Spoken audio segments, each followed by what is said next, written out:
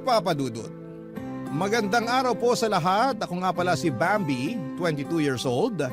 Lumaki sa pamilyang nakasanayan na ipinapasa sa mga anak ang responsibilidad ng kinabukasan ng lahat. Hindi lang pala kinabukasan kundi pati na rin ang mga utang ng mga magulang. Walang pwedeng umangal na anak. Ito ang batas na dapat naming sinusunod. Tatlo kaming magkakapatid. Ang panganay naming si Kuya Leon ay 40 years old at ang ikalawa naman ay si Ate Joy, 30 years old. Si Kuya Leon ang inatasang tumulong at bumuhat sa aming pamilya. Naramdaman niya yon lalo na noong namatay ang tatay namin may 10 taon na ang nakakaraan.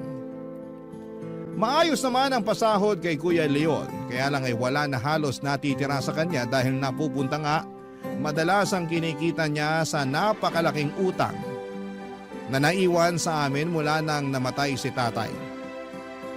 Marami ring niloan si nanay dahil sinubukan niyang magnegosyo pero walang pumatok.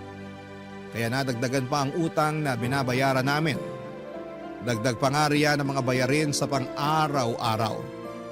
Hindi mareklamo si Kuya Leon at ni minsan ay hindi namin siya nakitaan ng ayaw na niyang magsustento sa amin at magbayad ng mga naging utang ng mga magulang namin. Palibasa nga ay naturuan kaming sumunod sa nais ng mga magulang namin. Halos lahat naman ata tayong mga Pilipino, hindi ba? Kaya lang isang araw ay paunti-unting nagbago ang lahat. May nabubutas sa bahay sa paglalahad ko ng kwento namin sa inyo. Malalaman nyo kung paano yun nagsimula ang mabutas ang batas ng bahay namin at sino ang makagagawa ng pinakamalaking butas na yon sa aming pamilya.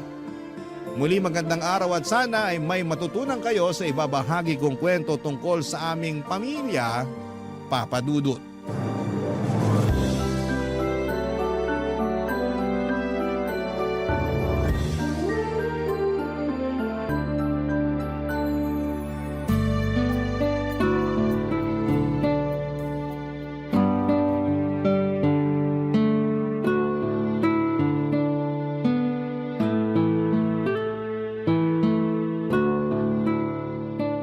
Bambi, pakihilot mo nga mamaya tong likuran at tiyan ko pagkatapos natin maghapunan.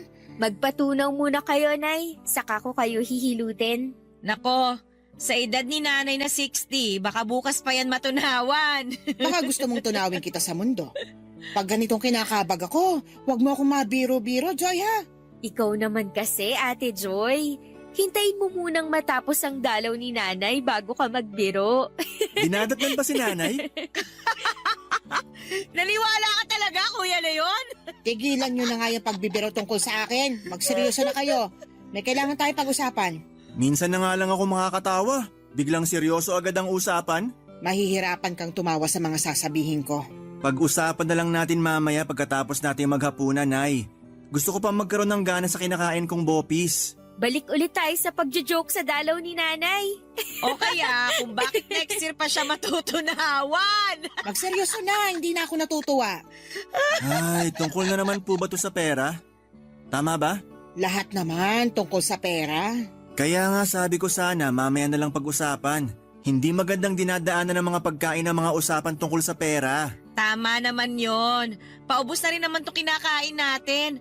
Mas magandang mamaya na lang pag-usapan ng pera.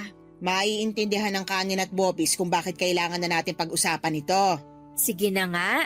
Kakagat na kami. Anong meron? Kumuha ako ng lupa sa probinsya ng lola nyo. Ano? May masama ba sa sinabi ko? Bakit kayo kumuha ng lupa nang hindi man lang muna nagsasabi sa amin? Lalo na sa akin. Nagkakaubusan na kasi ng mga lupa ngayon. Kaya nung sinabi sa akin ng pinsan ko na merong nagbebenta ng lupa ron sa amin, kinuha ko na.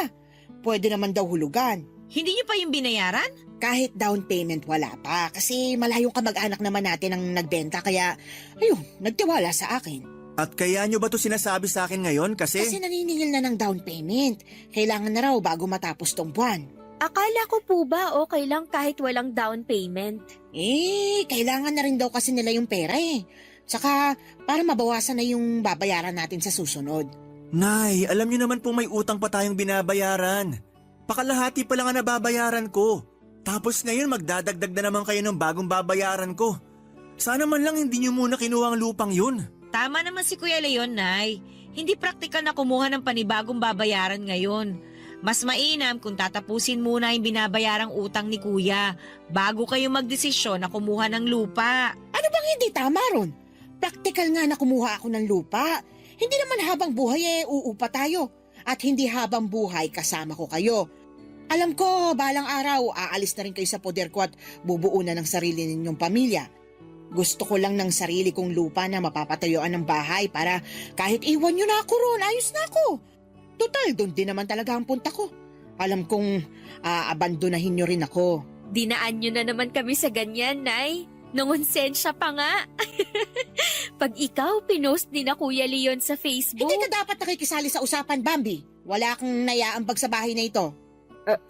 Sorry po, Nay. Sinusubukan ko lang naman pong magbiro para hindi na bumigat lalo yung usapan. Hindi ko kailangan ng biro mo. Ang kailangan ko, manahimik ka.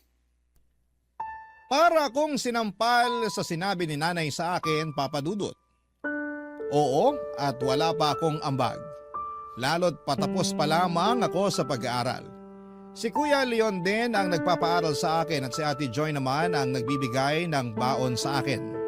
Walang trabaho si nanay, nasa bahay lamang siya at inaasikaso kaming magkakapatid. Kaya parang napahiya ako na sumabad sa usapan dahil alam kong wala pa akong naitutulong sa pamilya namin. Natahimik na rin ako noon, ganon din sina Kuya Leon at Ate Joy.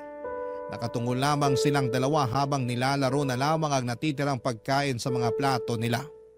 Patuloy pa rin si nanay sa pagbibida sa kagandahan ng pagkakaroon ng sariling lupa. Nainis lamang ako nang biglang madula si nanay at sinabing magandang makabili kami ng property para may ipamukha sa mga taong nang da-down sa amin. Pangyabang lang pala, para lang may mapatunayan. Nakakainis talaga, Papa Dudut. Pagkatapos ng hapunan, pumasok na si Ate Joy sa kwarto namin. Si nanay na ang naghugas ng mga pinagkainan dahil good mood ito.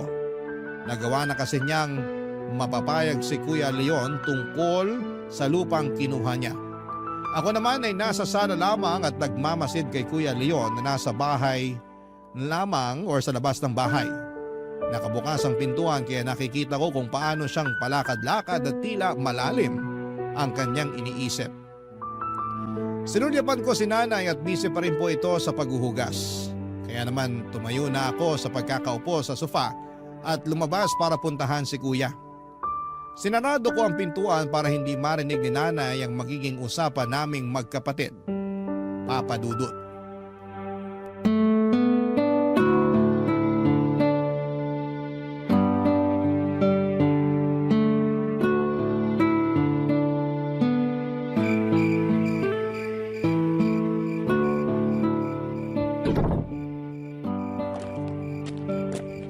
Kuya? Bambi, bakit nandito ka sa labas? Hindi ka pa ba matutulog? Wala naman pong pasok bukas. Ikaw, bakit nandito ka pa sa labas? Mga ganitong oras, naghihilig ka na dapat. Hindi ako makatulog. Dahil ba sa naging usapan yun ni nanay kanina? Kasali na yon. So meron ka pang ibang iniisip? Marami. Dumagdag lang sa bigat yung sinabi ni nanay tungkol sa lupa. Baka naman pwede pang umatras si nanay doon sa pagbili ng lupa. Total, sabi niya naman, wala pa siyang inaabot na bayad. Hindi aatras si nanay, sigurado ako. Pag may gusto siya, gagawa talaga siya ng paraan para ipakuha sa akin yun. Tama ka rin naman. Ay, ang nanay talaga, hindi na nadala. Alam namang malaki pa ang utang natin. Mabuti nga kahit papano nag-aabot si Joy sa akin. Kung wala siya, hindi ko na alam kung paano mapagkakasyang sahod ko para sa ating lahat. Sorry kung wala akong maiambag, Kuya Leon, ha? Magmamadali na lang ako makatapos para makapag-abot na rin ako. Hindi mo naman kasalanan. Dapat nga hindi talaga tayo nagbabayad ng utang na yun eh. Pero wala naman tayong magagawa. Sino pa bang ibang aasahan ni nanay? Anong plano mo na ngayon, Kuya? Paano mo mababayaran yung lupang kinuha ni nanay? Sa totoo lang, hindi na yan ang pinakamalaking problemang iniisip ko ngayon eh. Meron pang iba? Dahil na naman ba kay nanay? Ano na naman bang ginawa niya? Hindi tungkol kay nanay. Tungkol sa girlfriend ko. Parang alam ko na kung ano yan. Naiinip na siya. Gusto na niya magpakasal kami para makabuo na kami ng pamilya. Nag-aalala na siya kasi 35 years old na siya. Baka raw mahirapan na kaming makabuo sa edad niya. Gusto mo na bang magpakasal? Kaya mo bang magtago ng sikreto? Oo naman, kuya. Wag na wag mong ipagsasabi to. Lalo na kay nanay. Maski na kay Joy. Promise, ano ba yun? Gusto ko na lang magpakasal para makatakas na sa responsibilidad ko sa pamilya na to. Ay, Dismayado ka ba? mas doon ako kinakabahan. Kasi kung aalis ka na at mag-aasawa, paano na kami? Ay, alam niyo naman kayo ang dahilan ko kung bakit alanganin akong pakasalan ng girlfriend ko. Kahit lagi na niya akong tinatakot na hihiwalayan, hindi ko pa rin kayo magawang pabayaan. Pero nakakatukso lang kasi natakasan na kayo para makapagsimula naman ako. Naiintindihan kita, kuya. Hindi naman kasi biro tong pagsalo mo sa amin. Pero mahal ko kayo, kaya hindi ko kayo mabibitawan agad. Kapag nagpakasal na kayo, tutulong ka pa rin ba sa amin? Gagawa ko ng paraan. Mababawasan nga lang ang may aabot ko. Ay, paano mo kaya mapapaliwanag yan kay nanay? Kasi sigurado ko, hindi niya tatanggapin na babawasan mo ang iaabot sa amin. Lalo't kumuha na siya ng dagdag na babayaran. Ipapaliwanag ko sa kanya sa susunod. Aayain mo na talaga ang girlfriend mo na magpakasal? Sasabihan kita. Medyo nagdadalawang isip pa rin naman ako eh. Natatakot pa ako sa responsibilidad. Nakakatrauma tong iniwang problema ni tatay sa akin. Tapos magdadagdag pa si nanay ng bubuhatin mong bayarin sa susunod. Nakakatrauma ang mga magulang natin. Ay, ano kaya ang pakiramdam na mapunta sa mga magulang na hindi inaasa sa mga anak ang kapalaran nila?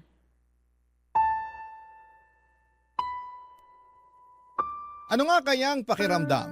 Yon ang naging paulit-ulit na tanong ko hindi lang kay Kuya Leon kundi pati na rin sa sarili ko. Aminadong malaki ang inggit ko sa mga kaklase ko, ang mga magulang kasi nila papadudot ni minsan ay hindi humingi ng piso sa kanila. Natahimik nga si Kuya Leon sa naging tanong ko. Sa pananahimik niya ay naramdaman ko ang bigat na dala-dala niya. Kung ang ibang mga magulang ay pinamamanahan nila ng pera at ari-arian ng kanilang mga anak, kabaligtaran naman ang mga magulang namin sa amin. Pinamanahan kami ng mga utang at ibang mga gastusin. Naawa tuloy ako kay Kuya Leon lalo't siya ang panganay at siya ang may pinakamalaking responsibilidad sa amin. Hindi pa nakatulong na siya ang lalaki sa amin.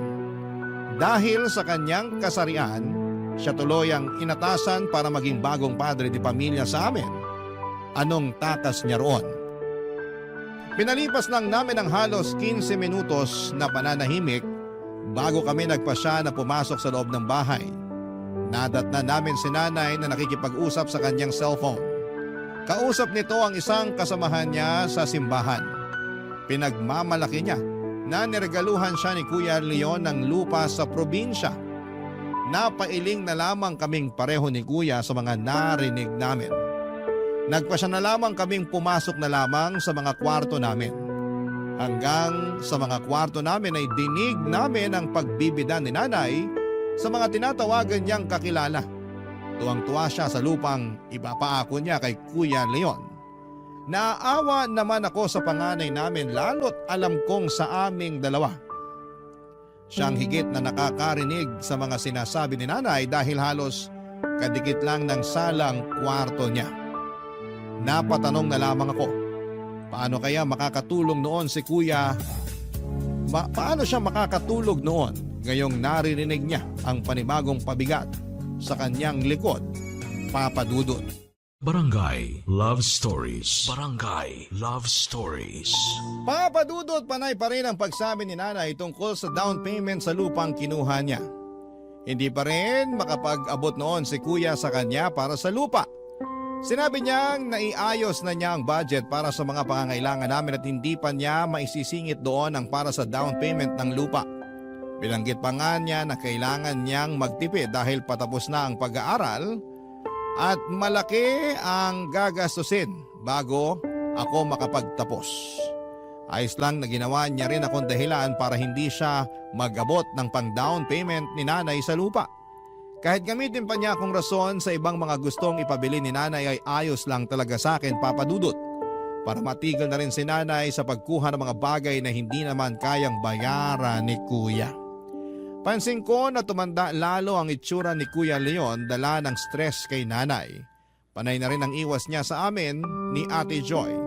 Nakakahalata man si Ate Joy sa mga pinagdadaanan ni Kuya Leon pero pinili niyang huwag na lamang abalahin pa si kuya.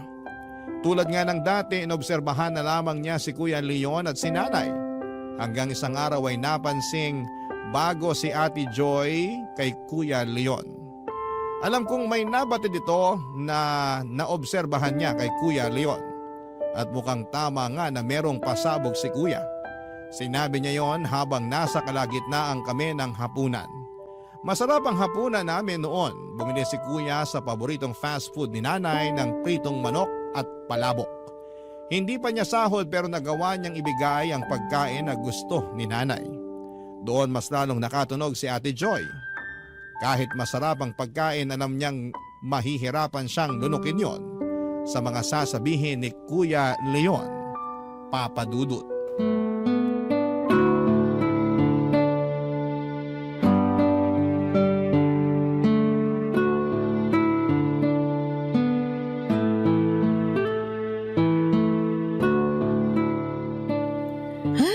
Mabuti naman at nakatikim ulit ako ng paborito kong pritong manok. Ang sarap ng gravy. Ang sarap ihalo sa palabok. Iba talaga ang timpla ng fast food na yun, ano? Enjoy na enjoy ka riyan, Naya. Oo naman. Paminsan-minsan lang bumili si Kuya Leon mo ng pagkain sa labas. Ang kuripot kasi. Gusto lagi na magluto na lang ako. Hindi naman kasi praktikal na palagi tayong bibili sa fast food. Tsaka hindi maganda sa kalusugan nyo. Nirason pang kalusugan ko ayaw mo lang talagang pasiyahin ng tiyan ko. Bihira mo nga itong gawin, Kuya Leon ano bang meron? Grabe naman. Iniisip mo bang may iba akong motibo? Nung last time na nilibre mo kami ng pagkain sa labas, binalita mo sa amin na may girlfriend ka na. Ay, naalala ko yan. Nag-away pa tayo nun, Leon. Binigla mo ako Isipin mo, nagnobya ka bigla nang hindi man lang iniisip kung anong magiging epekto nun sa budget natin dito sa bahay. Matagal na yon, Nay. Nairaos ko pa rin naman kayo kahit nagkaroon ako ng girlfriend. Pakiramdam ko nga yung nobya mong madalas na nakikinabang sa ekstrang pera mo. Siyang madalas na pinapakain mo ng pritong manok at palabok. Nakakaselos naman. Siya nga itong nanlilibre sa akin palagi kasi alam niya ang sitwasyon ko rito sa bahay. Ay mabuti naman. Kami lang dapat ang makikinabang sa sahod mo, no? Si nanay talaga, pasmadong bunganga. Kumain ka na nga lang dyan. Baka mamaya tumigil na si Kuya Leon sa panlilibre sa atin. Sige ka. Baka nga tumigil na rin siya sa pagsusustento sa atin. May gusto sana akong sabihin. Ko, sinasabi ko na nga ba Nagpasya na po kami ng girlfriend ko na magpakasal. Talaga? Matutuloy na? Masaya ako para sa inyo, Kuya. Anong masaya? Hindi mo na naman pinag-iisipan yung sinasabi mo, Bambi. At mas lalong hindi mo pinag-isipang mabuting desisyon mo, Leon. Matagal ko na po napag-isipan to, Nay. 40 na ako. Nasa tamang edad na ako para magpakasal. Kahit 40 ka na, hindi ka pa rin dapat magpakasal. Alam mo namang buhat mo pa kaming pamilya. Gagraduate na tong si Bambi. Hindi mo man lang matiis na wag munang ikasal bago magsuot ng toga tong bunso nyo. Ako na lang po ang gagawa ng paraan sa gastusin sa graduation ko para maikasal na si Kuya. Ilang beses ko bang sasabihin sa'yo, Bambi, na hindi ka pwedeng sumali sa usapang ganito? Kapag hinintay ko bang makapagtapos si Bambi, pwede na ako magpakasal? Paano naman ang lupa na kinuha ko? Paano ng down payment doon? Sinasabi ko naman sa inyo na bitawan nyo na habang hindi pa tayo nakakapaghulog. Bakit ko bibitiwan? Gusto ko ang lupang yon. Gusto ko na tuloy makuha agad yon dahil dyan sa pagpaplano mong mag-asawa na. Tama lang ang desisyon ko talaga. Iiwan nyo rin ako. Kaya kailangan ko na rin ng sariling lupa para makapagpatayo ng bahay ko. At sino naman ang inaasahan yung magpapatayo ng bahay para sa inyo? Mabuti at sumabat ka sa usapan. Kasi kung ipipilit ng Kuya Leon mo na magpakasal, alam mo na kung sinong kukuha ng responsibilidad niya. Huwag niyo naman sanang idaan sa ganitong usapan, Nay. Kailangan ko bang mangonsensya talaga dahil lang sa pagpapakasal ko? Pinili mo ang iba kesa sa aming pamilya mo. Kainin ka sana ng konsensya mo. Napatayo na lamang sa hapagkainan si Kuya Leon at naiwan kami ni Nanay at Ate Joy. Tahimik lamang kami ni Ate Joy at inoobserbahan ko si Ate Joy. Hindi niya alam kung ano ang mararamdaman. Hindi niya alam kung ano ang unang mararamdaman at makakaramdam ba muna siya ng sama ng loob dahil ipapasa na sa kanya ang isang bagay na hindi pa siya handa. O makakaramdam siya ng awa kay Kuya Leon dahil matagal na rin namang inako ni Kuya ang lahat ng obligasyon. Binaling ko naman kay Nanay ang atensyon ko pagkatapos kay Ate Joy. Parang hindi naapektuhan si Nanay sa mga emosyon ng mga anak niya na lumabas sa usapang yon. Doon ako nakaramdam ng lungkot. Hindi ko nga naipagtanggol man lang si Kuya. O di naman kaya ay madepensahan ang sarili ko. Para akong parte lang ng audience noon at hindi dapat makialam sa mga aktor dahil makakasira lamang ako. Nawala na rin ako ng gana sa kinakain at nagpaalam na ako para tapusin ang assignment ko. Sinundan na rin ako ni Ate Joy papasok sa kwarto at naiwan si Nanay na nilalantakan pa rin ang palabok at pritong manok. Sa paglipas pa nga ng mga araw at linggo, biglang nagpasya si Kuya Leon na magsama na sila ng karelasyon niya. Kinabiglan naming lahat yon. Ibig sabihin mas mapapaaga ang pagkaputol ng sustento niya sa amin. Doon ko nga mas lalong nakita ang problemang itsura ni Ate Joy. Ang problemadong mukha niya, wala na siyang kawala. Alam niyang siya na ang susunod na aako sa responsibilidad sa pamilya. Nang tuluyan na ngang makaalis si Kuya Leon, si Ate Joy ang nagpatuloy sa pagbabayad ng mga gastusin sa bahay at sa mga utang namin. Nakiusap siya kay Nanay na huwag munang magbibigay ng down payment sa lupang kinuha niya dahil naninibago pa ito sa pagbabayad ng mga gastusin sa bahay. Pumayag man noon si Nanay sa kahilingan ni Ate Joy ay kita pa rin naman sa kanya na masama ang loob nito. Mabuti na nga lang daw at malayong kamag-anak ang pinagkuhanan ni Nanay ng lupa kaya hindi pa rin yon binigay sa iba kahit na hindi pa kami nakakapagbayad.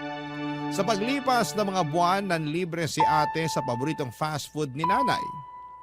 Alam ko na ang susunod na mangyayari, Papa Dudut.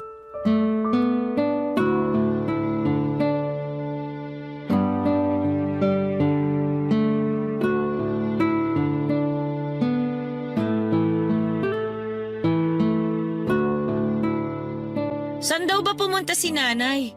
Lalamig na tong pritong manok at palabok, oh. Alam mo namang mabilis kabagin nyo kapag makakakain ng malamig na palabok. Sabi niya dadaan lang daw siya sa simbahan para makausap si pastor. Magkukumpisa na ba siya sa mga ginawa niyang kasalanan sa ating magkakapatid? Ikaw talaga, ate. Ang lalim na ng galit mo kay Nanay, ah. Ikaw ba namang biglayin sa mga obligasyon eh? Pero naiintindihan kita. Kayo ni Kuya Leon. Parehas tayo. Naiintindihan ko rin naman si Kuya Leon kung bakit mas pinili na lang niyang magpakasal. Ate, Ano yun? may dahilan ba kung bakit may pritong manok at palabok ngayon sa mesa natin? Bakit ka biglang bumili ng paborito ni Nanay? Masama bang maging mabuting anak? Yung anak na nanlilibre kahit walang okasyon at rason? Nakakapraning na kasi kapag may pritong manok at palabok. Pakiramdam ko may ibabalita kayong hindi maganda palagi. Tapos maha-high blood na naman si Nanay. Akong bahala. Bambi! Andito kami na sa kusina. Aba, totoo ba itong nakikita ko? Pritong manok at palabok? Asan ang gravy? Nasa lababo po, Nay. Teka at kukunin ko. Nakalimutan naming ilagay dito sa mesa. Oh, heto na po ang gravy. Mainit-init pa yan. Ang init nga ng gravy. Maganda to sa sikmura ko. Mabilis ako matutunawan. Ay, ano bang okasyon? Bakit biglang may paganito? Wala naman, Nay. Nag-crave lang ako bigla sa pritong manok at palabok. Kaya tayo. Naku, ingat ka riyan sa cravings na yan, Joy, ha? Yung anak ng kasama ko sa simbahan, nag-crave daw ng peanut butter at saging. Kinabukasan, nalaman na buntis na pala. Akala mo cravings lang. May bata na pala sa tiyan. Ang lala. Kaya ikaw, Bambi, Subukan mo lang na mag-crave bago ka gumraduate. Lagot ka talaga sa akin. Katakot naman yung pagbabanta nyo. Para kayong mangangalkal ng tiyan. Hindi po ako magpapabuntis, Nay. Kalmahan niyo lang. Gagraduate akong single at regular ang monthly period. Ay, mabuti naman. Oh, kumain na tayo. Ako ba, Nay? Hindi niyo ba ako tatanungin kung bakit bigla akong may cravings? Huwag mong sabihin... Magiging lola na kayo! Magiging tita na ako. Buntis ka? Sigurado ka? Nagpa-check up na po ako. Mahigit 1 buwan na akong buntis. Alam mo na ba kung babae o lalaki ang magiging pamangkin ko? Hindi pa, pero sigurado akong tao to. Sana babae para... Tumahimik ka, Bambi. Nay, ano po bang masama sa sinabi ko? Basta tumahimik ka na lang para makapag-isip ako kung paano sa sermonan tong ate mo. Nay, anong mali naman sa nangyari sa akin? Blessing po ito para sa akin. Alam niyo ba kung gaano kahirap magbuntis sa edad ko? Blessing sa'yo? Parusa sa akin. Nay, paano naman naging parusa sa inyo yun? Hindi ko naman pinapaako sa inyo magiging anak ko. Pero tatapusin mo na rin ang pag-ako sa responsibilidad mo sa amin. Kaya nga siguro blessing to para sa akin. Lahat na lang kayo gumagawa ng paraan para talikuran ako. Hindi naman namin kayo tinatalikuran, Nay. Magsusustento ka pa rin ba kahit magkakaanak ka na? Sabihin mo nga sa akin. Susustentuhan ko kayo hanggang makatapos si Bambi. At pagkatapos nun, tapos na ang obligasyon ko sa inyo. Paano ang lupa ko? Sa unang pagkakataon ay hindi nakakain si nanay ng paborito niyang pritong manok at palabo. Kahit umuusok pa sa init noon ng gravy, hindi pa rin niya magawang ibuhos sa palabok para lantakan. Sa unang pagkakataon din ay masayang nakakain si Ate Joy at ganado niyang nilantakan ang mga nasa mesa. Pinaalam pa niya kay nanay ang gravy na kung pwede sa kanya na lamang dahil lumakas ang paglilihi niya roon. Nakatulala lang si nanay sa lababo. Alam kong pinoproblema niya noon ang lupang gusto niyang makuha. Hindi rin ako makakain noon kahit gaano kasarap ang chicken na paborito ni nanay na nasa harapan ko. Hindi ko magawang damputin yon at ilagay sa bibig ko. Bigla kong naramdaman ang pagkawala ng gana ni Ate Joy nang ibalita ni Kuya Leon na magpapakasal na siya. Umikot lang sa akin ang lahat. Hindi na nga nakakain pa si nanay at dumiretso siya sa kwarto at hindi na nagpaalam pa sa amin. Sinubukang makipagkwentuhan ni Ate Joy sa akin pero nagpaalam ako sa kanya. At sinabing aayusin ko lang ang huling mga assignment ko sa klase. Hinayaan naman ako ni Ate Joy na pumasok na sa kwarto. Patuloy pa rin siya sa pagkain at siya na rin ang umubos sa pagkain ko. Pagkapasok ko sa kwarto ay sinubukan kong buklatin ang notebook ko para simulang gawin ang assignment ko. Pero hindi makapag-focus ang utak ko roon. Lumilipad ang utak ko sa pag-iisip kung paano ako kaagad makakahanap ng trabaho pagka-graduate ko at kung paano ko mapagkakasya ang sahod ko sa pagbabayad ng utang namin at pagsusustento sa pangangailangan sa bahay. At paano kung isingit muli ni nanay ang tungkol sa lupa na gusto niyang mabili? Paano ako makakaangal gayong mag-isa ko na lamang at wala ng kakampi dahil aalis na si Ate Joy sa bahay oras na makapagtapos na ako sa pag-aaral. Maya-maya pa ay nagkaroon na ng laman ng notebook ko. Yun nga lang ay mga luha yon. Dala ng takot sa haharapin kong responsibilidad para sa pamilya ko, Papa Dudut. Barangay Love Stories. Barangay Love Stories. Papa Dudut, mabilis na lumipas sa mga araw at nakapagtapos na ako sa pag-aaral at masaya na si Ate Joy na makakawala sa obligasyon niya. Napilitan akong maghanap kaagad ng trabaho pagkatapos ko sa pag-aaral.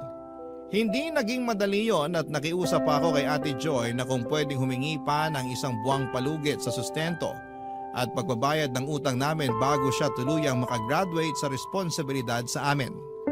Pumayag naman siya. Naawa rin kahit papaano. Sa loob ng 1 buwang yon ay sinikap kong makahanap kaagad ng trabaho at sa awa naman ng Diyos ay nakahanap naman ako pero hindi ganong kalaki ang sahod. Sinabi ko yon kay nanay at malungkot na lang niyang tinanggap ang katotohanan na hindi ko pa agad mabibili ang gusto niyang lupa. Nawala na halos ng gana si nanay sa akin. Ako na kasi ang last card niya sa pamilya para iahon si nanay sa hirap. Hindi pala ganon kadali. Pinakamahirap pa sa akin dahil wala nang ibang susunod sa akin para akuin ang responsibilidad sa bahay. Tinipid ko ang sahod ko sa abot ng makakaya ko. Hindi ko hinayaan na magkaroon ako ng cravings o pangunahan ng inggit kapag nakikita ko ang mga katrabaho ko na nabibili ang mga gusto nila para sa sarili nila. Hindi ako nagkaroon ng kaibigan sa trabaho dahil umiiwas akong gumastos sa tuwing nagkakayayaang lumabas. Diretso, uwi ako lagi. Nagkakasya ako sa mga tira-tirang ulam namin sa hapunan para gawing baon kinabukasan. Kaya ko naman yon. Ang hindi ko lang kinakaya ay ang pangpe-pressure ni nanay para mabili ko na ang lupang gusto niya. Muli na naman niyang binanggit yon habang naghahapunan kami, Papa Dudut.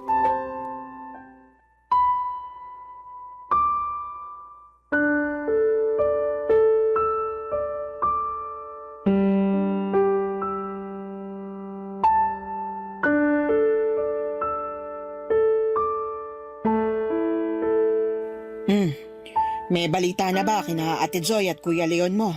Hindi pa sila nagre-reply nung last na kinumusta ko sila sa Facebook. Mukhang nakalimot na.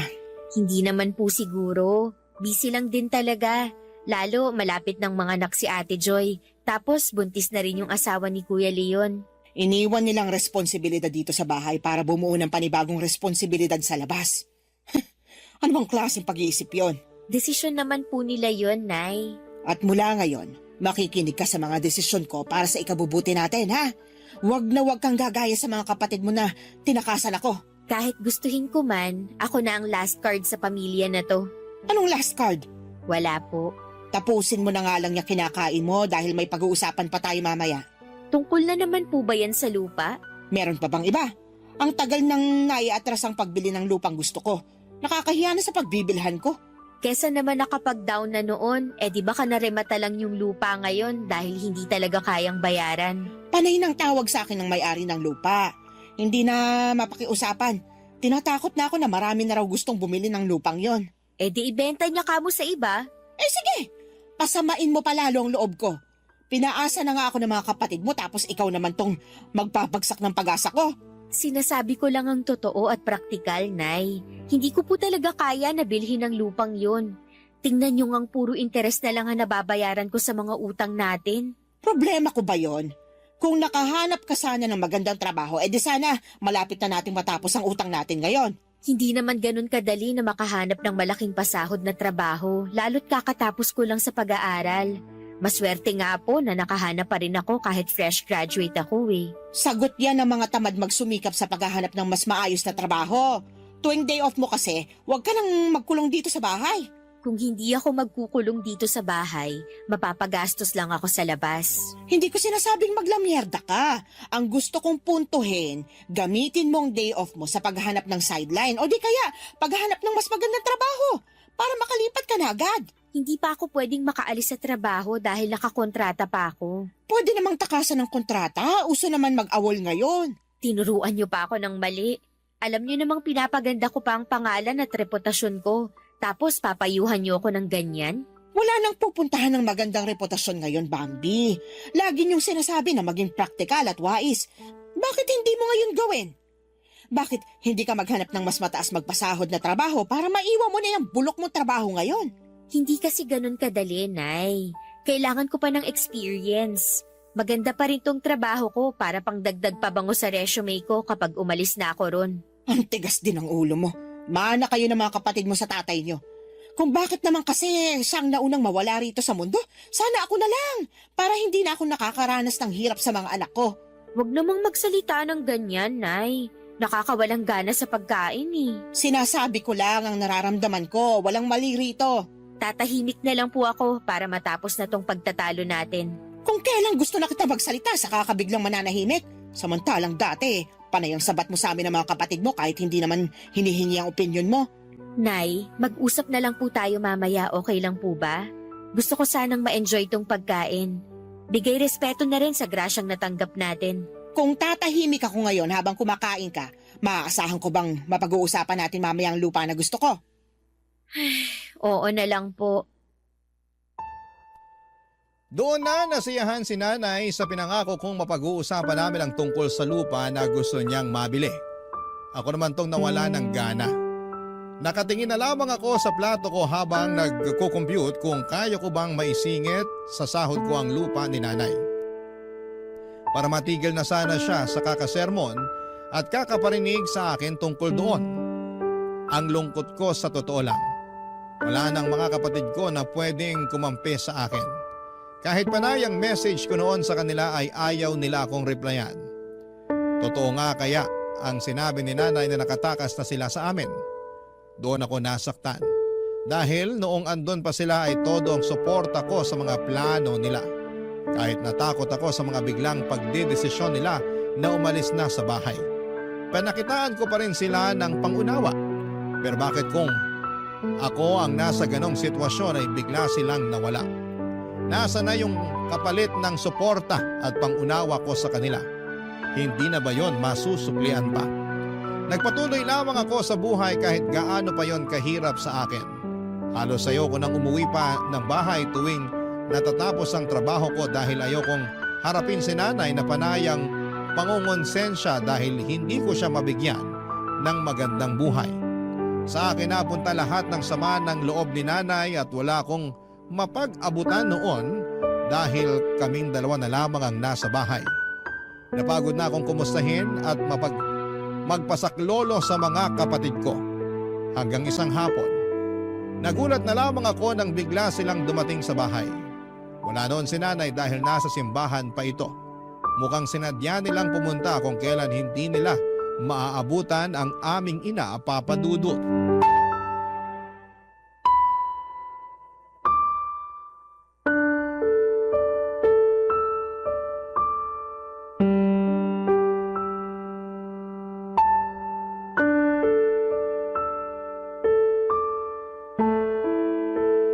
Kumusta ka na rito sa bahay natin, Bambi? Mabuti naman at nagawa niyo pa akong kumustahin. Nakita mo naman siguro sa mga post ko sa Facebook. Busy talaga ako. O sige, Nangayayat ka. Nagkasakit ka ba? malapit na. Huyog mo namang ipanalangin. Wag no? Kasi kung hindi, walang ibang aasahan si nanay. Kawawa naman siya. Kaya nga kami pumunta rito para tulungan ka. Nakapag-usap na kami ni Kuya Leon sa sitwasyon mo. Alam naming nahihirapan ka na. Hindi niyo alam kung gaano kahirap tong sitwasyon ko ngayon. Sa akin na binubunto ni nanay ang lahat ng sama ng loob niya sa inyo. Pero tandaan mo na bago ka, kami munang unang pinagbuntunan ng galit ni nanay. Kami ang unang inasahan niya sa lahat. Pero ako na ang huli at mas malaki ang pressure na to sa akin. Sorry kung umabot ka sa ganito ha. Wala namang may gusto nito eh. Kaya tumakas kayo. Oo, tumakas talaga kami. Kasi gusto namin magkaroon ng sarili naming buhay. Gusto naming ma-enjoy yung pinaghihirapan namin. At ako, wala akong karapatang gumaya sa inyo? Wala akong karapatang ma-enjoy ang pinaghihirapan ko? Kaya nga kami nandito para tulungan ka sa sitwasyon mo. Tutulungan niyo na ba akong magbayad sa mga utang natin? Mag-aambag na ba kayo sa lupa na gusto ni nanay? Yan ang malabo. Alam mo naman ngayon pa lang kami nakakabawi sa lahat. Eh di wala rin naman pala kayong maitutulong sa akin. Bakit pa kayo pumunta rito sa bahay? Bakit niyo pa sinabi na tutulungan niyo ko? Matutulungan ka namin sa ibang paraan. Tulad ng ano? Mamadaliin na namin to bago dumating si nanay. Ano nga ang gagawin? Tulad ng ginawa namin. Gusto niyong magpakasal ako? Magpabuntis? Eh wala nga akong oras para magkaroon ng karelasyon. Natatakot pa nga akong magpaligaw kasi baka makihati ako sa gastos kapag nakipag-date ako. Makakaisip pa tayo ng paraan bukod sa mga ginawa namin. Gusto niyo na rin ako makatakas dito? Nakokonsensya man kami kay nanay, pero mas nakokonsensya kami sa'yo. Ngayong binanggit niyo yan, nakokonsensya na naman ako. Pigilan mo kung gusto mong makalaya rito. Ate Joy, hindi ganun kadali yun. Araw-araw akong pinapalamo ng konsensya ni nanay dahil sa pag-iwan niyo sa amin. Sa tingin niyo, hindi pa namamahay ang konsensya sa puso ko? Ganyan din naman ang ginawa sa amin ni nanay noon. Pero iba ang kaso ngayon. Kasi ako na tong pinakahuling aako sa obligasyon ng pamilya. Hindi ko naman na kayo pwedeng asahan sa sustento dahil may mga pamilya na kayo. Nanalo na kayo makatakas dito. At ako, kahit makatakas ako rito, paano si nanay? Iwan mo! Alam kong hindi naging ganon karesponsable si nanay sa atin. Pero nanay natin siya. Wala na siyang ibang aasahan, wala siyang trabaho. Saan siya kukuha ng panggastos para sa sarili niya? Paano niya mababayaran ang utang natin? Paano ang pangarap niyang mag-retire sa probinsya? Hindi ako handang ipagkait yun sa kanya. Nilamon ka na nga ng panggigil trip ni nanay. Sigurado ka bang ayaw mong matulungan ka namin makatakas dito? Kasi kung aalis ka rito, paniguradong mapipilitan si nanay na maghanap ng trabaho para sa sarili niyang pangangailangan. Kung yung utang natin, pwede namang takasan na rin yun. Hindi naman na nila hahabulin si nanay dahil matanda na siya. Baka kampihan pa siya ng mga pulis kapag sinumbong siya. Naisip ko nga rin yan. Basta magpapakalayo-layo lang tayong magkakapatid. Hindi na makakahabol ang pinagkakautangan ng pamilya natin. Kahit si nanay lang ang mahabol nila, wala rin naman sila magagawa kung walang pambayad si nanay eh. Marami namang gumagawa ng ganito. At saka isa pa, sino namang magbabawal sa atin na hindi yun gayahin? Sa naulit na pagkakataon ay natahimik ako sa usapan naming pamilya. Ang kinaibahan lamang noon, ako ang nagdesisyon na manahimik at hindi dahil pinilit ako. Hindi kasi ako makapaniwala sa mga narinig ko sa mga kapatid ko. Kaya talaga nilang masikmura na iwanan si nanay at hayaan na ang utang namin. Oo, totoo, hindi naman kaming magkakapatid ang nangutang doon, pero ang utang na yon ay dahil sa kagustuhan naming madugtungan pa ang buhay ni tatay. Kaya gumawa si nanay ng paraan para makautang para pangbayad sa ospital. Pero hindi nga rin talaga kinaya ng katawan ni tatay at ang pagninegosyo noon ni nanay ay para panimula noon na umahon. Pero minalas lang talaga kaya napunta sa wala ang mga inutang niya para doon. Nagdiskusyon pa sina Ate Joy at Kuya Leon ng ilang sandali. Hindi ako nakisali sa kanila at ang dami nilang naisip na pwedeng paraan para makatakas ako sa obligasyon. Pero nawalan ako ng gana na makisali sa kanila. Napansin nila ang pananahimik ko at sinabi nilang lumabas muna kami at kumain sa paboritong fast food ni nanay. O-orderan daw nila ako ng pritong manok at palabok. Libre na raw nila para makakain naman daw ako ng masarap. Ipagti-take out din nila si nanay para maibalita ko na rin daw ang plano ko na kumalas sa obligasyon. Kampante sila na makakapag-isip sila ng magandang dahilan para tuluyan kong abandonahin si nanay. Hindi pa rin ako umiimik. Inayaan ko lamang silang magsalita at nang matapos ang usapan ay inasahan nila na may mapipili na akong rason para talikuran ang obligasyon sa pamilya namin. Hindi na nila ako hinatid pa uwi pero tinutuon nila na pinag-take out ako ng pritong manok at palabok para kay nanay. Nakapatong lamang yon sa aking hita at ramdam ko ang init ng mga pagkain yon habang lulan ako sa jeep. Pagkarating ko sa bahay, masaya akong sinalubong ni nanay. Pinakita ko sa kanya ang dala-dala kong pritong manok at palabok. Natuwa naman siya. Sabay kaming kumain at sa kalagitnaan ng usapan ay binalita niya sa akin na kinuha siyang tagapaglinis sa simbahan at maayos naman daw ang pasahod. Matutulungan na raw niya ako sa pagbabayad ng utang namin at sa tulong ng Diyos, sana raw ay makapag-ipon siya para sa lupang pangarap niya. Napangiti ako at muling nagkaroon ng gana sa buhay. May katuwang na ako sa obligasyon sa pamilya. Hindi ko na yon aakuin ng mag-isa. Pero dahil sa sinabi ni nanay, mas na-inspire ako na tulungan siya para mabili ang lupa na gusto niya. Magtutulungan kaming dalawa, yun na lang ang regalo ko. Hindi lang kay nanay kundi pati na rin sa mga kapatid kong minsan ay tinulungan din ako. Maraming salamat po sa pagbasa ng aking liham at nakapaghatid sana ako ng maayos na aral sa inyong lahat sa nangungunang radio station ang Barangay LS 97.1. Ang inyong forever kapuso at kabarangay, Bambi. Dear Papa Dudut, may mga tao na todo-todo magmahal. Yung bang binansaga na silang martir dahil hindi nila magawang bitawan at iwanan yung taong iniibig nila. Pero sila rin yung mga tao na matiisin at mapagpasensya. Yun bang kahit paulit-ulit ng sinaktan ay nahahanap pa rin sa kanilang puso ang magpatawad. Hanggang ngayon ay naniniwala pa rin ako na kahit kailan ay hindi kahinaan ang magmahal. Bago po ang lahat ay tawagin niyo na lamang po ako sa pangalang Lala, 33 years old, taga Sariaya, Quezon. Pero dati ako nagtatrabaho at tumira sa Pasig. Programa ninyo, Papa Dudut, ang tumulong sa akin upang magkaroon ng libangan o mga panahong huminto na ako sa pagtatrabaho dahil nagkaanak na kami ni Roy. Nagkakilala kami taong 2019 noong nag-factory worker ako sa pinagtatrabahuhan niya, kung saan delivery truck driver naman siya. Tulad ng ibang love story ay mabilis kaming nagkapalagayan ng loob. At dahil pareho naman kaming single ay naging madali sa aming mapalapit sa isa't isa.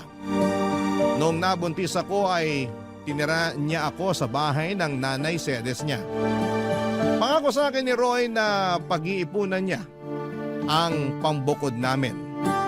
Umasa ako sa sinabi niya pero nagtatlong taong gulang na lamang ang anak namin ay hindi pa rin kami nakaalis sa poder ng nanay niya, Papa Dudut.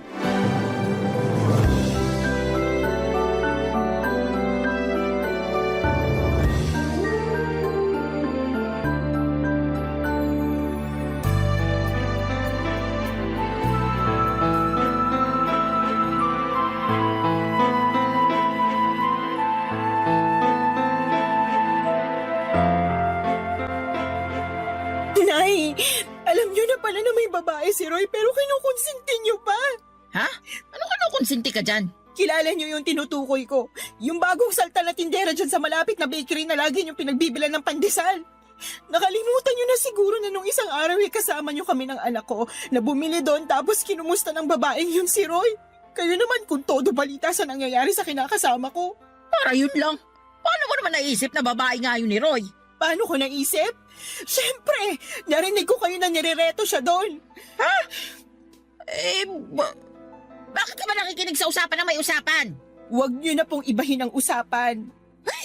Oo, sige na. Babae nga ng anak ko yung tindera dun sa bakery. Sinasabi ko na nga ba? Pwede ba? Huwag kang matungal dyan na para kang baka. May ano pag-isipin ng mga kapitbahay natin? Isipin na nila kung anong gusto nilang isipin. Wala akong pakialam. Naku, kahit kailan talaga wala kang hiyain, no? Bakit? Kayo ba meron nun? Ano sinabi mo? Bastos ka! Kayo po yung mas bastos. Pag hindi talaga ako nakapagpigil, masasabunutan kita, Lala. Alam mo yung ugali mong ganyan? Yan yung dahilan kung bakit ayaw sa'yo ng anak ko. Kaya di na ako magtataka kung pinagpalit ka niya sa iba. Hindi naman ako magkakaganito kung hindi dahil sa anak nyo. Yan, yung pagiging maingay mo at palingkera yung madalas reklamo ni Roy sa akin. Yan po bang sumbong sa inyo ni Roy? Oo, lagi na lang malungkot yung anak kong yon. Mukhang depressed lagi kasi inaaway mo raw.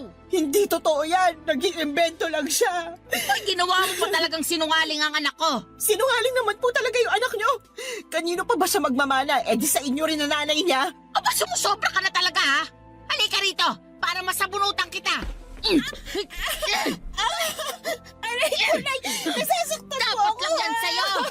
Di ba naman masyadong matalin ang dila mo?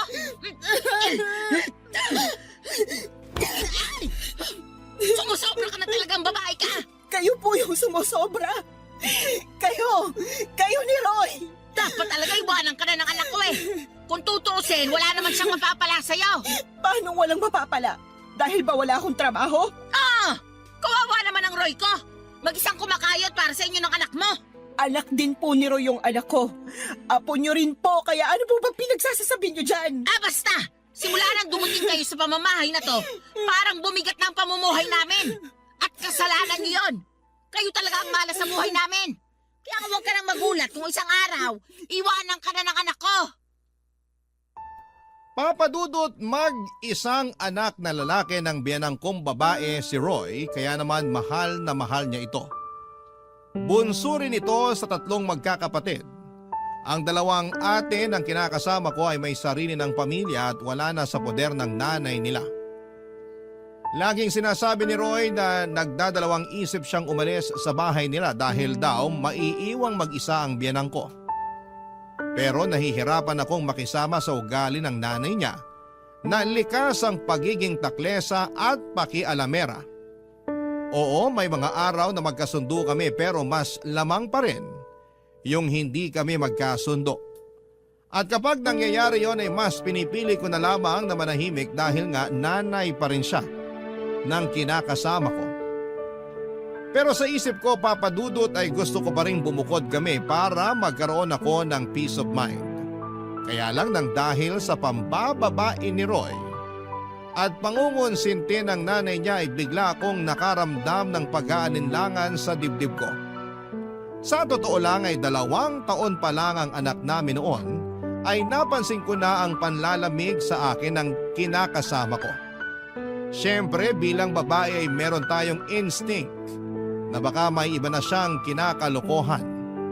Inoobserbahan ko lang si Roy dahil ayoko ma-stress masyado sa kanya.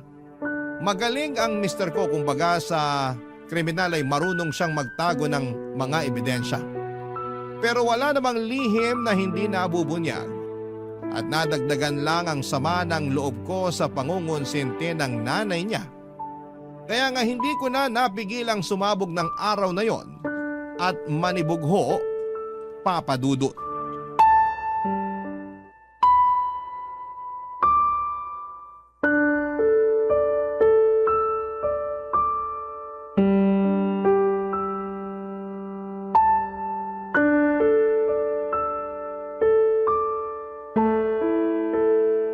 Oh, yan lang sinweldo namin. Ano to? Anong ano yan? E di sweldo namin. 500? Bakit ito lang? Magagawa ko kung yan lang. Baka nakakalimutan mo na marami akong loan. Malamang kinaltas na dyan. Hindi ako naniniwala sa'yo. Patingin ang payslip mo. Ayoko nga. Anong ayaw mo? Wala na. Tinapon ko na. Roy naman, napakaliit nito. Alam mo namang may sakit yung anak natin, di ba? E akala ko ba magaling na siya? Hindi naman tumalab yung halamang gamot na pinainom ng nanay mo sa kanya. Hindi nawala yung lagnat niya. Natatakot na ako baka kung ano ng sakit ng anak natin. Masyado ka namang OA. Ayos lang yung anak natin. Paano magiging ayos? Pabalik-balik nga yung lagnat niya. Tsaka, ako pa talaga yung OA, ha? Para ka namang hindi nag-aalala sa anak mo. Nag-aalala rin ako. Pero anong magagawa ko kung yan lang ang sinahod ko? Pagkasyain mo na lang. Dalhin mo sa public hospital o center yung anak natin. Doon mo ipa-check up. Baka nga makalibre ka pa. Sige, susubukan ko. Ganyan nga. Subukan mo rin manghingi ng libreng gamot. Malamang bigyan ka rin doon. Oh, ano pang binubuntong hininga mo dyan? Akala mo ba hindi na ako nakakahalata? Nakakahalata sa ano ba? Na palagi na lang kakarampot yung perang binibigay mo sa amin ng anak ko. Anak naman ng teteng. Di ka ba nakinig? Sabi ko, kaltasan ngayon. Kaya yan na lang natira. Ang sabihin mo, binigay mo yung pera mo dun sa babae mo. Ha? Ano bang pinagsasasabi mo dyan? Kunwari ka pa. Akala mo yata hindi ko alam na naglalandian kayo ng tindera dun sa bakery na laging pinagbibila ng nanay ng pandesal. Oh, paano naman tayo napunta dun? Huwag mo akong gawing tanga. Buwisit naman, Lala. Ano bang iniiyak-iyak mo? Nakuha mo ba akong tanungin alam mo naman sa sarili mo yung dahilan? Araw-araw na lang na ginawa ng Diyos na pinararamdam mo sa akin na hindi mo na ako mahal. Pero alam mo yung mas masakit? Pati yung anak mo na sarili mong dugot laman wala ka na rin pakialam.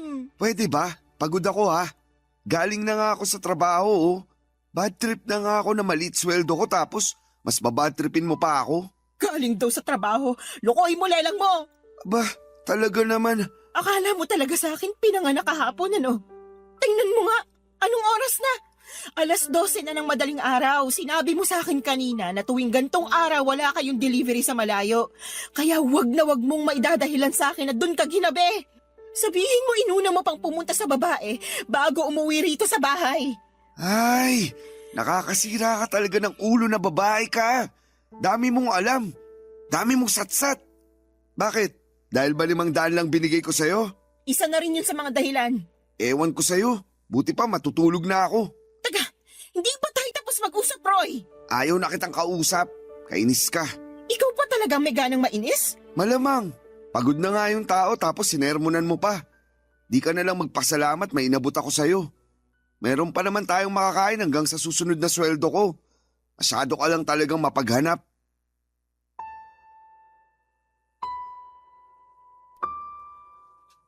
Papadudot kahit na hindi aminin ni Roy na may iba siyang babae ay ramdam ko na meron talaga. Lalo pa na sumasala na siya sa pagbibigay sa amin ng anak niya.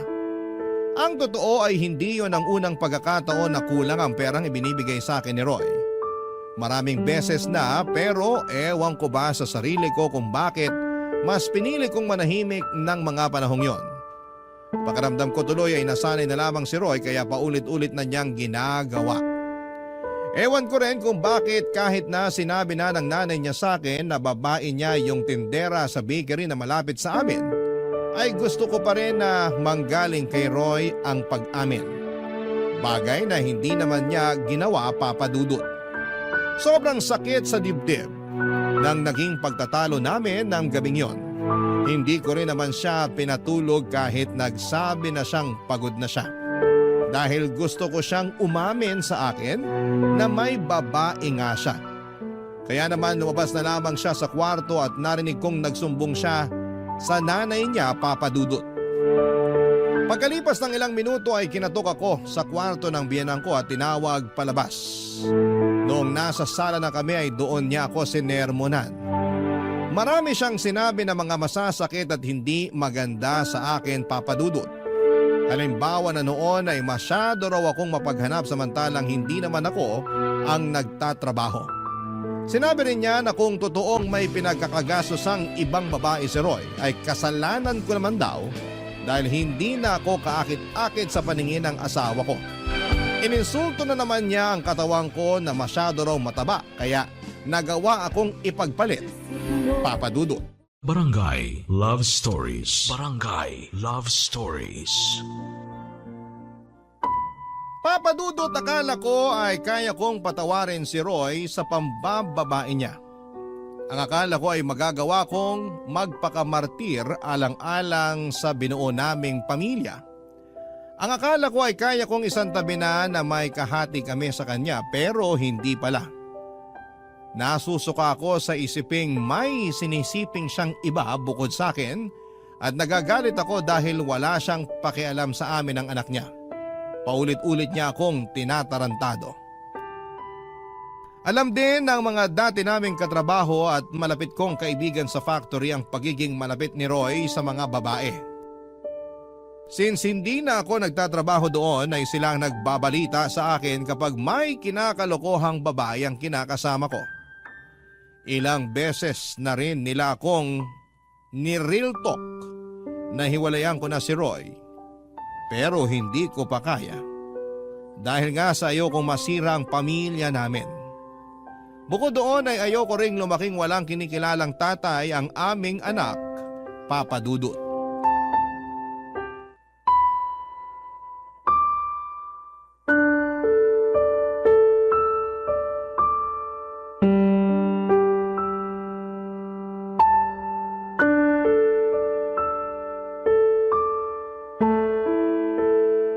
Lala, masahiin mo nga yung likod ko. Sakit na eh. Busy ako. Anong busy? Tulog naman anak natin. Ano pa bang gagawin mo? Marami. Magsasampay pa ako ng mga damit natin. Akala ko naman tapos ka na maglaba. Hindi pa. Kasi pinakain ko pa't pinatulog yung anak natin. Mabuti sana kung tinutulungan mo ko kaso hindi naman. Pagod ako. 6 na araw kaya ako nagtrabaho. Ngayon na nga lang day off ko, patutulungin mo pa ako sa'yo sa paglalaba. Oh, edi sana ikaw na lang muna nagpakain sa anak natin. Sana tapos na ako sa pagsasampay. Bakit ko gagawin yun? Pagod nga ako. At trabaho ng mga babae yun. Ano mo ikaw? Oh, ano na naman? Wala. Balik na ako sa pagsasampay. Sandali lang. Masahiin mo muna likod ko. Hindi ka ba nakakaintindi? Magsasampay pa nga ako ng mga labahan natin. Naiintindihan ko naman. Pero pwede bang mamaya na lang? Mamayain ko mukha mo eh. Bakit ka ba ganyan? Anong bakit ako ganito? Nakuha mo pa magtanong? Hindi mo ba halatang napapagod na ako? Kaya nga mamaya ka na magsampay. Masayin mo muna ako. Wow ha? Akala ko naman pagpapahingahin mo ko. Yun pala uutusan mo lang din ako. Yan talagang ugali mo yung ayaw ko eh. Reklamador.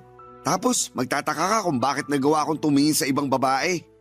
Ano sinabi mo? Sabi ko, reklamador ka. Kung ako reklamador, ano ka pa? Tsaka kapal din ang apog mong sabihin na kasalanan ko kung bakit ka tumingin sa ibang babae. Oh, edi inamin mo rin sa akin na may iba ka nga. Akala ko alam mo na. Bintang ka pa nga ng bintang sa akin nun. Hindi bintang yon. Inamin mo na nga, di ba? Ibig sabihin totoo. Oo, naisip ko lang na wala na akong dapat itago pa. Saka di naman tayo kasal eh. May karapatan akong tumingin sa iba kasi wala naman akong pananagutan sa'yo. Ano? Naririnig mo ba yung sarili mo? Walang pananagutan sa akin eh, may anak tayo, Roy! Oo, pero magkakaanak na rin kami ni... Ano sinabi mo? Pwede bang kumalma ka muna? Nakakagulat ka naman eh. Bigla-bigla kang sumisigaw. Aray ko! Bakit ka ba nangahampas? Tanong-tanong ka pa eh, kulang pa nga yung pangahampas ko sa'yo. Tsaka kapal na mukha mong sabihin sa akin na nabuntis mo yung kabit mo. Nakakadiri ka. Ano sa palagi mo dapat na maging reaksyon ko, ha? Matuwa ako? Magpa-party ako at ipaglatag ka ng red carpet kasi magkakaanak na kayo ng kalantari mo? Hindi naman, pero... Alam mo, ayoko na. Ha? Anong ayaw mo na? Ayoko na ng ganitong buhay kasama ka. Pagod na ako kung alam mo lang. Hindi ito yung klase ng pagod na madadaan sa tulog. Papahinga. Wasak na ako dahil sa ginagawa mo sa akin. Kung makapagmalaki ka pa, na kaya ka tumingin sa iba ay dahil sa pagiging reklamador ko, kapal mo talaga, Roy. Saan ka pupunta? Wala ka na doon. Basta, aalis na kami ng anak mo sa pamamahay na to.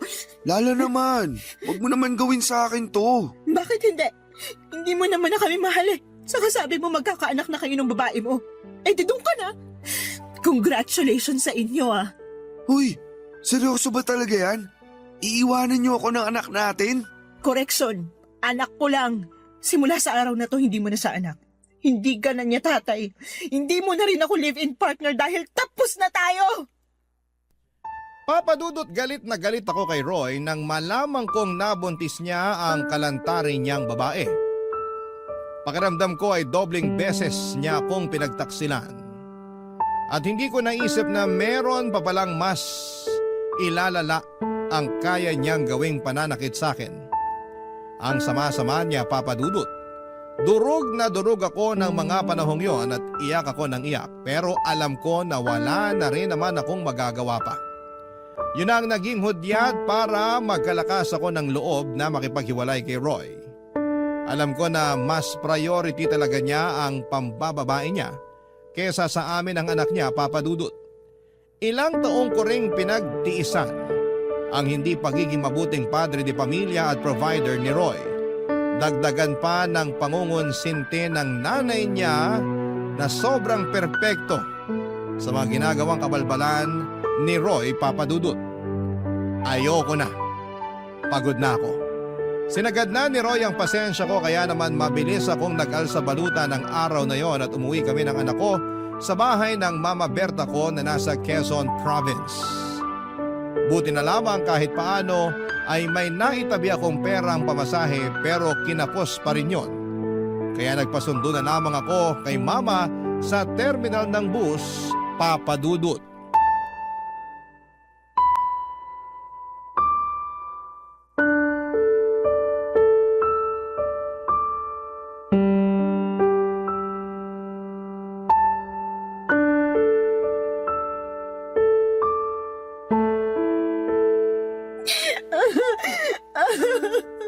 Kung hindi pa naman tinamaan ng lintik yung Roy na yan. Halika, samahan mo ako sa kanila dun sa Pasig. Puputulin ko yung pagkalalaki niya. Wag na po. Tsaka ayoko na rin pong bumalik sa kanila. Pwes, ako ang babalik para maipaghiganti kita. Hindi na po kailangan. Ayoko na po ng gulo. Ewan ko, hindi ako mapakali. Gusto kitang ipaghiganti. Sobrang sama ng ginawa ng Roy na yun sa'yo, nak. Tapos pati nanay niya kinukonsinti siya. Ako talaga naman. Opo, Hinahayaan niya mong babae yung anak niya at pinalalabas na kasalanan ko kasi marami raw akong pagkukulang. Babalatan ko sila ng buhay mag-ina eh. Kailan pa nila ginagawa yan sa'yo? Matagal ko na pong nararamdaman na may babae si Roy. Pero nito lang sa umamin at ang masahol pa, nabuntis na raw niya. Matagal na pala pero tiniis mo lang. Ayoko lang kasing masirang pamilya namin eh. Ayokong mawalan ng tatay ang anak ko. Mas mabuti pang lumaki na walang kinikilalang tatay yung anak mo. Kesa meron nga pero nuknuka naman ang katarantaduhan. Buti naman natauhan ka na, Lala. Kaya nga po, mali ko lang kasi pinatagal ko pa. Hinayaan ko dahil umaasa ako na sa huli. Kami pa rin ang anak niya yung pipiliin niya. Hindi niya kayo deserve ng anak mo. Kaya tama lang na iniwan mo ng lalaking yon. Magsama sila ng babae niya. Pero kung may pagkakataon lang talaga, gusto ko siyang bigyan ng kaliwat kanang sampal at sisikmuraan ko rin para pagtanda. Pag nakasali nanay niya, papakahan ko. Manaman eh. O bakit? Magaling kaya ako manuntok. Alam ko po, pero hindi na kailangan. Sabi ko nga po, ayoko na bumalik sa kanila. Karma na lang po bahala na maghiganti para sa amin ng anak ko. Sa bagay, naniniwala pa naman ako dyan sa karma. Yung bang kapag gumawa ka ng masama, doble o triple na masamang karma rin babalik sa'yo? Buti na lang talaga naisipan mo ng hiwalayan ng manlolokong yun. At umuwi kayo rito ng apo ko. Kasi welcome naman kayo rito sa bahay. Salamat, Ma. At sorry din dahil ang tanga-tanga ko. Dapat noon ko pa ginawa na makipaghiwalay kay Roy. Hindi na sana ako nasaktan ng gusto. Hayaan mo na. Nangyari na eh. Tsaka sabi mo ayaw mo namang masirang pamilya nyo. Ayaw mong mawalan ng tatay yung anak nyo. Ibig sabihin, nilaban mo. Pero si Roy talaga yung may diferensya rito. Kulang yata sa bakuna yung taong yun eh. Pareho sila ng nanay niya may pagkasintu-sinturin. Pag naligaw talaga yun dito sa Quezon, baka katikim mo sa akin ng suntok sa muka. Paawat na po kayo. Hindi ko lang matanggap na ginano nila ang kaisa-isang anak ko. Yun ay kinagagalit ko. Sana naiintindihan mo. Wala namang magulang na naghahangad na masaktan ng iba mga anak nila.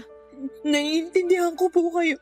Kaya lang bilang anak, ayoko naman na mapahamak kayo sa kagustuhan yung maipaghiganti ako laban sa kanila sakaling mag-cross ulit yung landas namin. Pero sana, wag na talaga kahit kailan. Sana nga. Naniniwala naman ako sa iyo na kaya mong itaguyod ang anak mo eh. Kakayanin ko po. Oo naman. Malakas ka. Matapang kang babae. Ako kaya nanay mo. Tsaka nandito lang kami ng tatay mo para tulungan kang bumangon. Papadudot mabait si Mama at ang kinakasama niya na tinuring ko na rin parang tunay na ama. Dahil hinayaan nila kami ng anak ko na magstay sa bahay nila. Matagal na panahon na rin simula nang umalis ako sa Sariaya para hanapin ang kapalaran ko sa Maynila. Doon ako nakapagtrabaho at nakapagrenta ng maliit na apartment bago ko nakilala si Roy. Wala akong kapatid at wala rin namang anak ang mama ko sa tatay-tatayan ko at tanging pagtitinda lamang ng mga gulay at prutas sa may tabing kalsada ang pinagkakabalahan nila. Kaya naman masayang-masaya sila dahil umuwi kami ng anak ko. Sa paglipas ng mga araw ay sinabi ko sa sarili ko na gusto ko na lang mag-focus sa pag-move on kay Roy at intindihin ang anak ko. Kaya nga kahit masakit, mahirap at nakakatakot ay sinimulang kong umusan. Butit nandyan ang mama ko na handang umalalay sa akin at sa loob nga lang ng isang buwan ay unti-unti ko nang naibabalik ang dati kong pagkatao. Nasinira at winasak ng dati kong kinakasama, Papa Dudut. Barangay Love Stories. Barangay Love Stories. Papa Dudut, mabilis na lumipas ang 2 buwan. Masasabi ko na gumanda na ang disposisyon ko sa buhay at oo, nandun pa rin yung kirot at panghihinayang para sa pangarap kong pamilya na kasama si Roy. Pero iniisip ko na lamang na baka hindi talaga kami ang tinadhana para sa isa't isa. Saka sabi rin ni Mama, mas mabuti na maghiwalay kami kesa habang buhay akong mag-suffer. Nakasama siya. Feeling ko kasi ay mamamatay talaga ako sa konsumisyon sa dati kong kinakasama, Papa Dudut. Bukod sa pag-aalaga sa anak ko ay tumutulong ako kina Mama at Papa sa pagtitinda. Masaya ako dahil nagkaroon ako ng bagong pag-asa sa buhay matapos ng pinagdaanan kong kabiguan. At kapag naiisip ko ang karanasang kong yon, ay natatawa na lamang ako sa sarili ko dahil hinayaan kong mamalagi ako ng matagal sa ganong klase ng sitwasyon. Pero sa bagay, nagmahal lang naman ako at kahit kailan ay hindi yon kahinaan o kasalanan. Kaya lang isang araw ay nakatanggap ako ng tawag sa cellphone mula sa isang unknown number. Hindi ko na sana sasagutin pero nasagot ko pa rin, Papa Dudut. Ganon na lamang ang gulat ko nang ang nanay ng dati kong kinakasama na si Roy ang nasa kabilang linya. Binalita niya sa akin na may sakit daw ang anak niya at kailangan nito ng tulong at pag-aalaga ko. Pinababalik nila ako sa bahay nila sa Pasig pero hindi ako pumayag, Papa Dudut. Binabaan ko ng cellphone ang nanay ni Roy at makaraan lang ang 3 araw ay gulat na gulat ako nang pumunta siya sa bahay namin sa Sariaya, Quezon.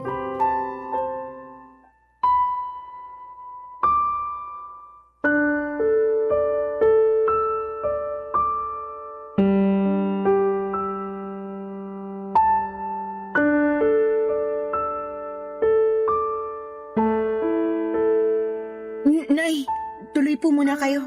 Kala ko hindi mo na ako papapasukin dito sa bahay niyo. Tagal mo akong tinitignan sa harap ng pinto eh. Pasensya na po, nagulat lang ako. Siguro hindi mo akalain na makikita kita, no? Ganun na nga po. Maupo po muna kayo, ikukuha ko kayo ng juice. Ay, hindi na kailangan. Wala rin naman akong planong magtagal pa rito sa bahay niyo.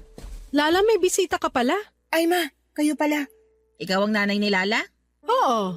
Eh ikaw, sino ka? Ako si Sedes, nanay ni Roy. Roy? Yung manloloko?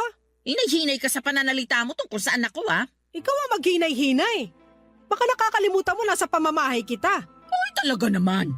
Lala, pagsabihan mo nga yung nanay mo, sabihin mo, matutong rumispeto.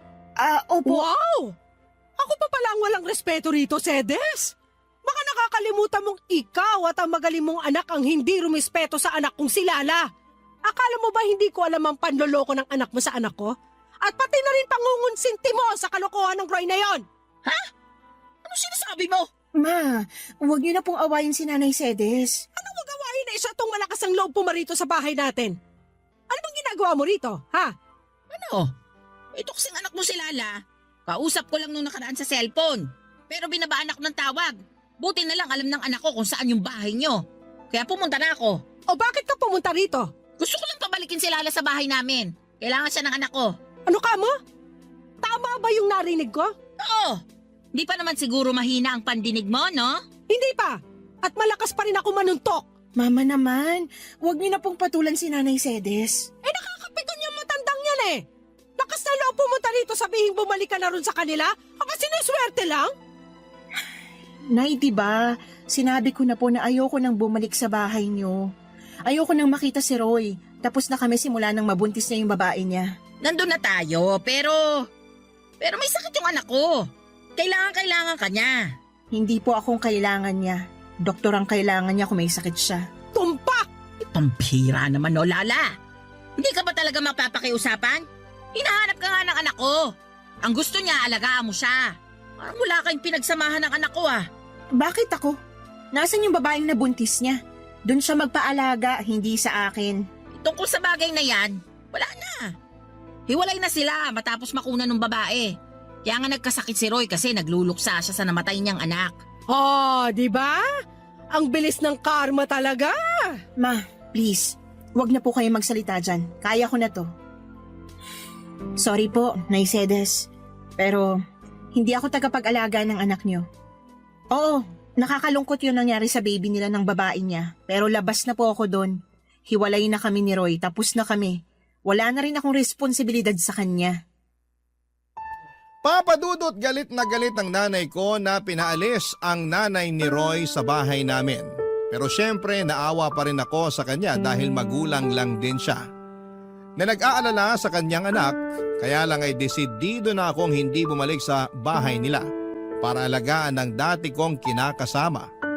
Tama na kami ni Roy at hiwalay na kami. At hindi rin naman ganong kadaling kalimutan ang mga ginawa niya sa akin pati na rin ang nanay niya. Sa isip ko ay napaka-unfair nila kasi pag sa hirap ako ang gustong kasama. Pero kapag sa sarap ay iba. Nakakagalit at alam kong hindi ko yon deserve. Kaya nga pinagdasal ko na lamang na sana'y gumaling si Roy sa kanyang karamdaman pero wala na akong plano na bumalik sa buhay niya. Masaya na ako kasama ang anak ko at ang mga tao na totoong nagmamahal at nagpapahalaga sa akin.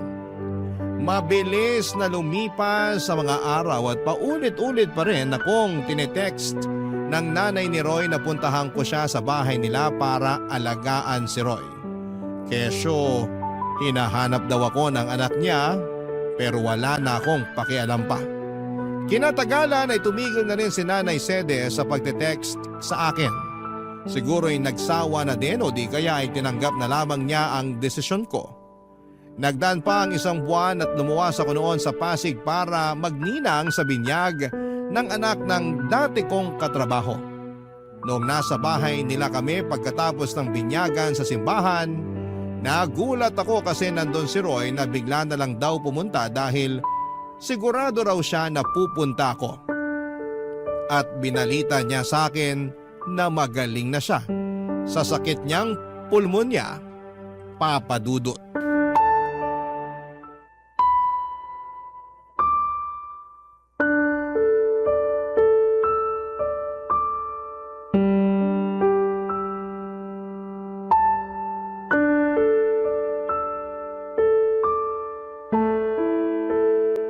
Alam mo, panira ka ng araw eh.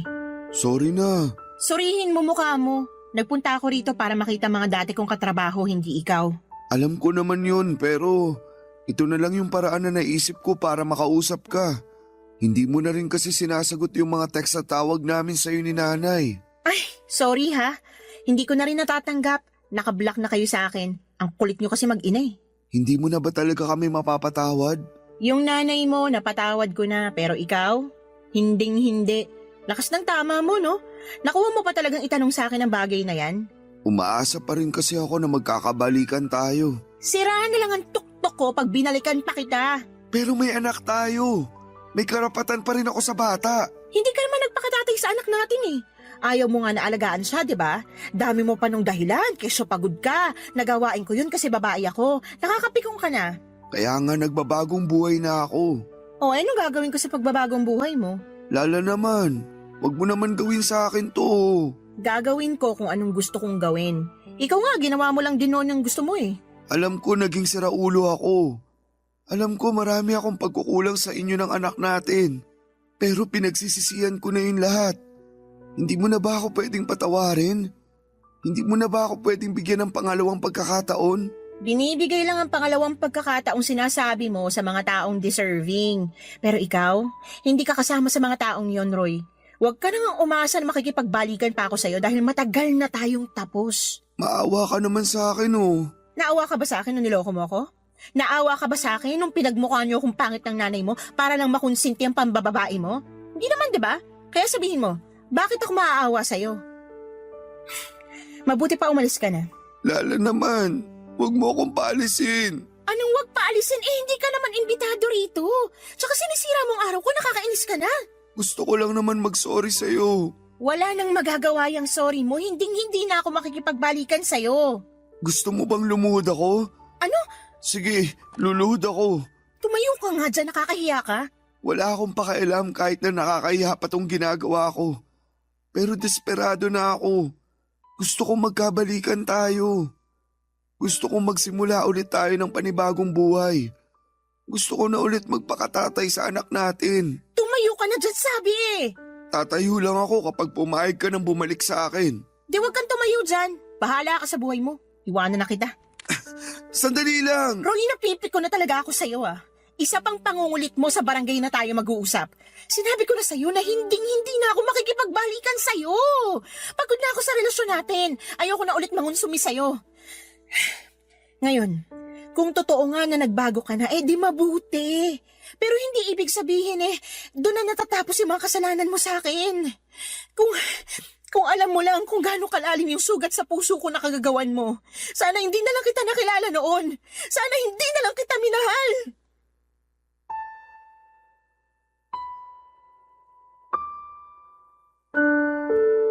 Papadudot, kitang-kita ko ang matinding lungkot sa mga mata ni Roy nang marinig ang mga sinabi ko. Pero wala na akong pakialam pa. Tinalikuran ko na siya at bumalik sa bahay ng katrabaho ko. Nakita ko naman na umalis na rin siya kaya kahit papaano ay napanatag na ako. Kaya lang ay aminado ako na hindi ko na na-enjoy ang araw na yon dahil sa pag-eksena ng dati kong kinakasama. Bukod doon ay nanginginig pa ang katawan ko sa engkwentro namin.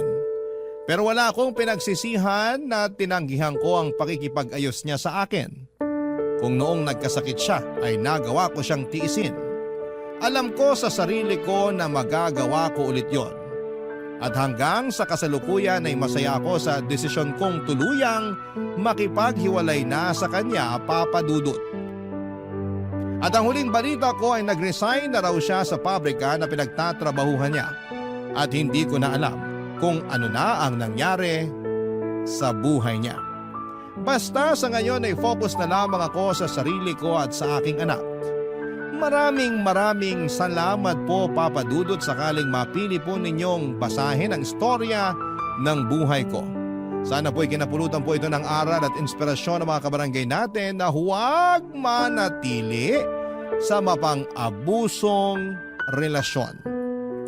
Matuto tayong piliin ang ating sarili. Huwag tayong magpakamartir. God bless po sa inyong istasyon and more power, Papa Dudut. Ang inyong forever kapuso at kabarangay, Lala.